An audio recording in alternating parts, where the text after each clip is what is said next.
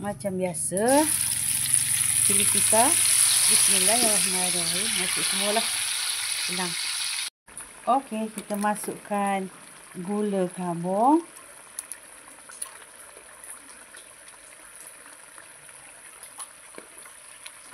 Kita masukkan Maggi secukup rasa. Kemudian kita masukkan garam. Kita masukkan 1,5.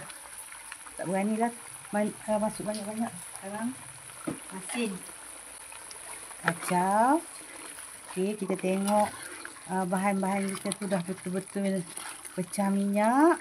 Kemudian kita masukkan ayam.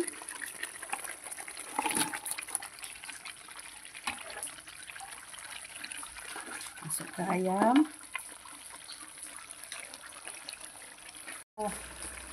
Okey, kemudian kita masukkan santan. Kemudian kita masukkan susu cair. Lain sikit lah kan? Masuk susu cair. Tak payah banyak, sikit aja. Okey. Okey, kita tunggu sampai dia masak dan pecah minyak sekali lagi. Okey. Kemudian kita masukkan bawang.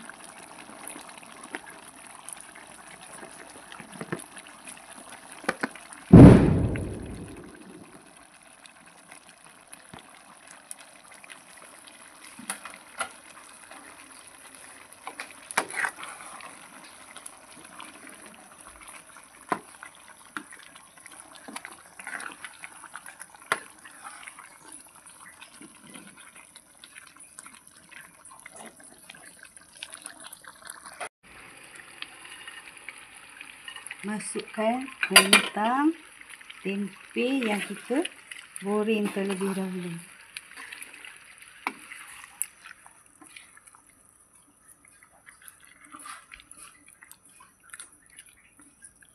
Okey, ayam masak merah versi bulan Ramadan telah pun siap.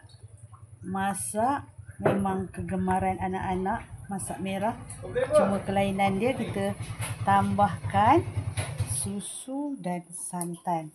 Kepada yang menonton, jangan lupa komen, share dan subscribe. Selamat berbuka puasa.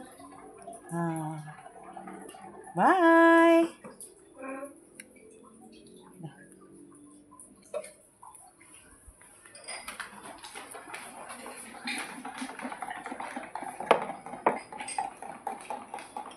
Bubur nasi kan?